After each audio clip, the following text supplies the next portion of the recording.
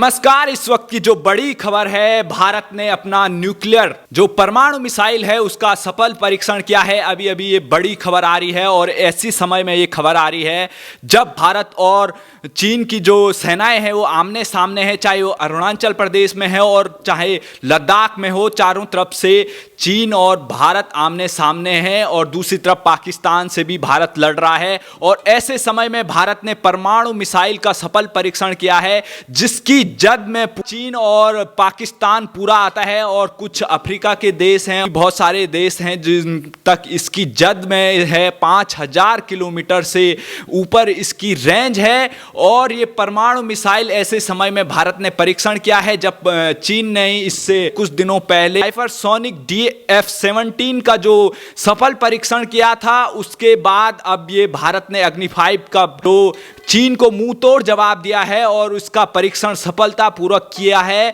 तो इस मुद्दे पर हमारे साथ ज़्यादा जानकारी के लिए हमारे रक्षा विशेषज्ञ पवन त्यागी जी मौजूद हैं। उनसे जानते हैं कि वो इस मुद्दे पर क्या कहते हैं। सर, अभी एक तरफ भारत और चीन की सेनाएं आमने सामने है और क्या लग रहा है आपको, तृतीय विश्व युद्ध की आहट दिखाई दे रही है, तो क्या कहेंगे आप? देखिए, चीन ने हमसे पहले ही ऐसी मिसाइलों का परीक्षण किया है जो 5000 किलोमीटर तक मार कर सकती थी। वो भारत को डराने के लिए ही किया और जब भारत ने करने की तैयारी शुरू की तो वो भारत को उपदेश दे रहा था कि ये जो है एशिया में अशांति कर देगा, ये युद्ध का तनाव पैदा कर देगा और हम दोनों तो बहुत भाई भाई हैं, हम तो एक दूसरे से अच्छे संबंध रखना चाहते हैं, तो आप संबंध खराब मत करें। माने आप पूरा युद्ध का तैयारी कर लें, आप हथियारों का जखीरा इकट्ठा कर लें, आप कुछ भी करें। और भारत यदि उसके काउंटर अटैक में अपनी तैयारी कर रहा है तो उसकी दिक्कत होती है। तो भारत ने यह दिखा दिया कि अमेरिका हो या चीन, अब किसी की हैकड़ी में भारत आने वाला नहीं है। भारत अपनी रक्षा खुद करेगा, अपने पैरों पर खड़ा होना जानता है।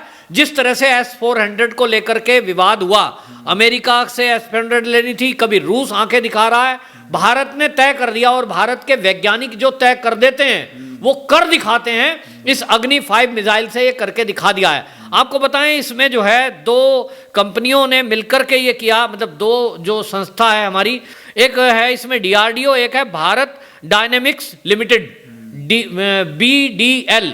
तो DRDO और BDL दोनों ने मिलकर के ये संयुक्त किया है और ये मोदी सरकार की बहुत बड़ा एक उपलब्धि मानी जाएगी कि देश की सुरक्षा के लिए ऐसे समय में जब हमें एक ऐसी मिसाइल की जरूरत थी जो चीन को, पूरी चीन को नेस्तनाबूद करने के लिए काबिलियत रखती हो, और वो ये अग्नि 5 है। क्योंकि इसका मैं आपको बता दूं, पहला परीक्षण 19 अप्रैल 2012 में हुआ, फिर 15 सितंबर 2013 में हुआ तीसरा, और आज की डेट में ये जो परीक्षण हुआ है 7वां, ये परीक्षण अब 5000 से 8000 किलोमीटर तक परमाणु जो बम है उसको ले जा सकता है।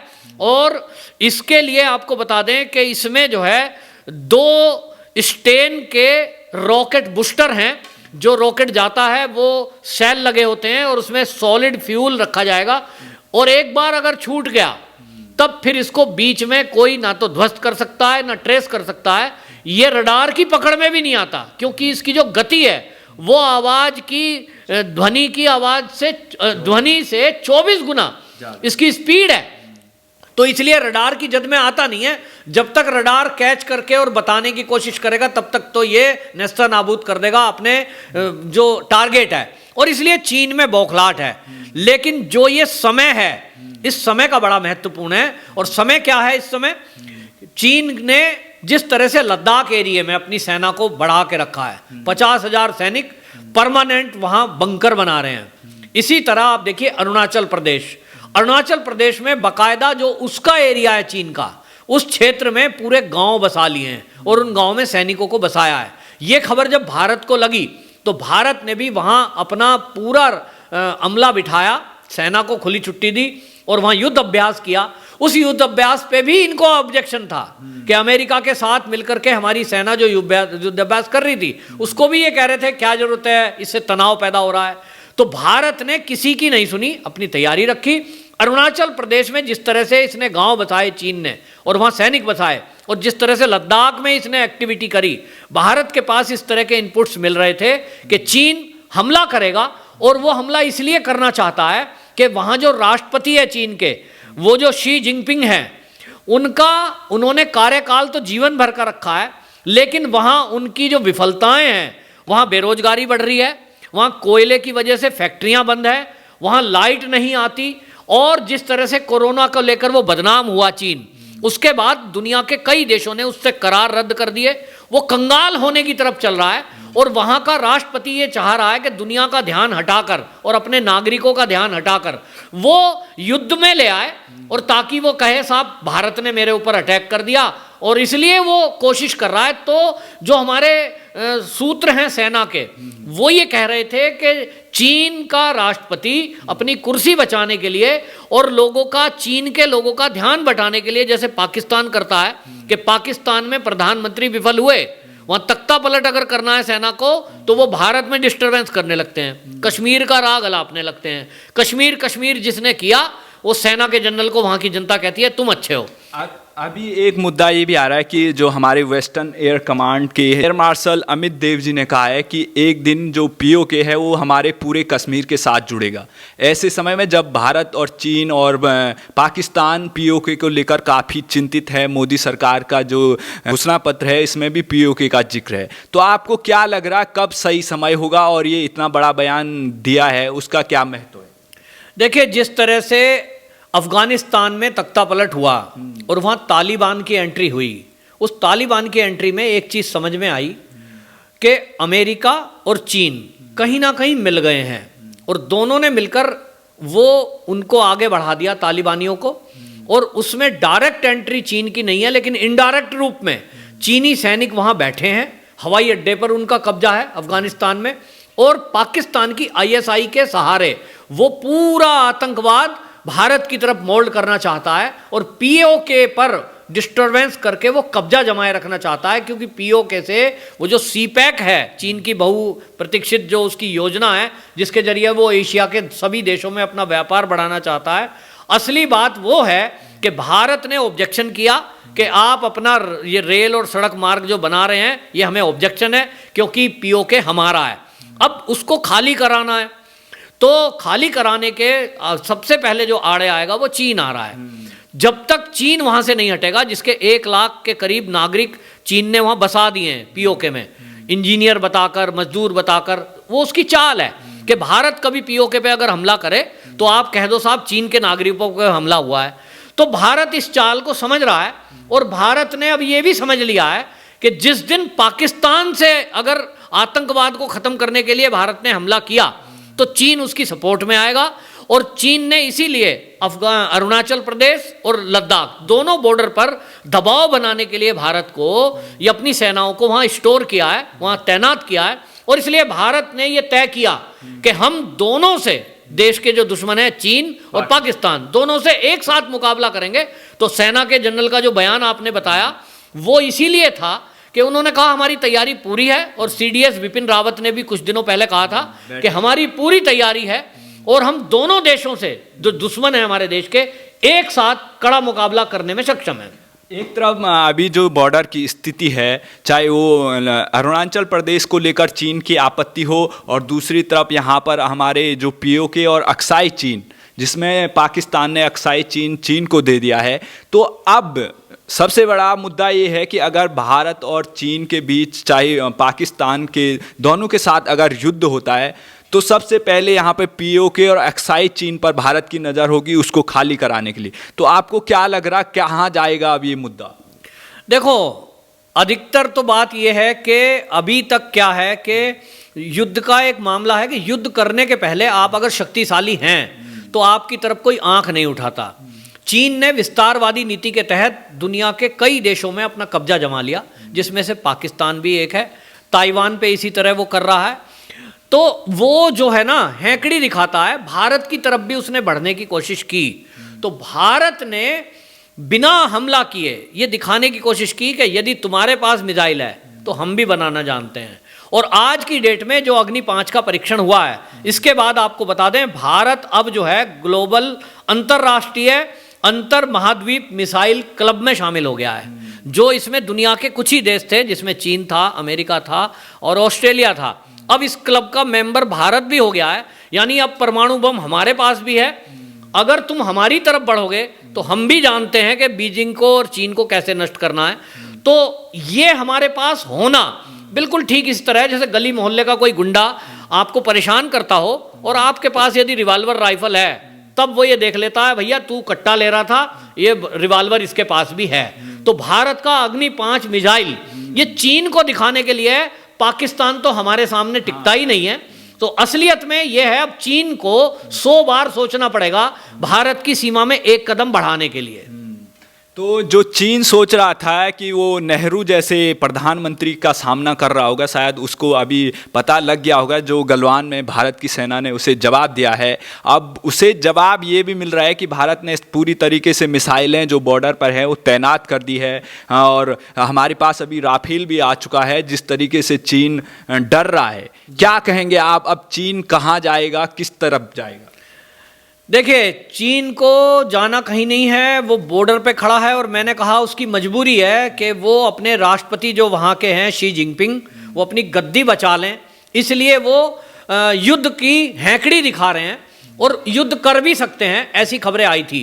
लेकिन भारत की एक योजना है, मोदी जी की जो कूटनीति है जिसको कहते हैं, और विदेश नीति, उसका परिणाम यह है कि आज भारत के साथ दुनिया के कई देश हैं और वो देश तो भारत के एक इशारे पर एक साथ अटैक करने को तैयार हैं जहां चीन की हैंकड़ी चल रही है। अभी आपको एक और खुलासा कर दूं कि चीन ने एक तैयारी की है 1 जनवरी 2022 से, वो एक अपनी विदेश नीति बना रहा है और वो जो है उसमें क्या कर रहा है कि जो सीमा है उसकी, वो चीन जो है 1 जनवरी 2022 से नया सीमा कानून बनाने जा रहा है जिसका प्रभाव दुनिया के 6 देशों पर पड़ेगा जिनकी बॉर्डर चीन से लगता है, और उसमें है भारत, नेपाल, भूटान, वियतनाम, मंगोलिया और म्यांमार। ये चीन से लगते हुए बॉर्डर हैं। तो ये अपनी नीति बदलने जा रहा है। 1 जनवरी 2022 से ये नियम बना देगा कि हमारी सेना जहां तक पहुंच जाएगी वो क्षेत्र हमारा होगा। अब इस नीति के तहत ये भारत में बॉर्डर पे लगाए हुए हैं, लेकिन ये छोटे छोटे देश हैं, वियतनाम, मंगोलिया, म्यांमार, ये सोचता है कि पहले तो इन्हें कब्जा ले। लेकिन मोदी सरकार ने, मोदी जी ने स्पेशली, जो इनकी कूटनीति है, ऐसे सभी देशों को कांटेक्ट किया है और उनको कहा है कि जिस दिन चीन ऐसा करे हम आपका साथ देंगे। इसका कारण आप देखिए कि पिछले दिनों जब चीन के जो चीन सागर, दक्षिण चीन सागर में जो साउथ चाइना सी में जो शिप उतर गए थे, उस टाइम तुरंत मोदी जी की कूटनीति के कारण अमेरिका के और जापान के और ऑस्ट्रेलिया के ये जंगी बेड़े वहां आ गए थे, जिससे डरकर चीन वापसी भागा था। ठीक इसी तरह चीन यदि सोच रहा है कि वो भारत को अकेला सोचकर किसी दिन हमला कर देगा, तो जिस दिन उसने ये गलती की उस दिन चीन को करने के लिए मोदी जी के नेतृत्व में दुनिया के लगभग 25-26 देश ऐसे हैं जो चीन को एकदम एक साथ अटैक करेंगे। चीन जाएगा उसकी विस्तारवादी नीति से, एक साथ मोदी जी की नीति है मुकाबला करने की।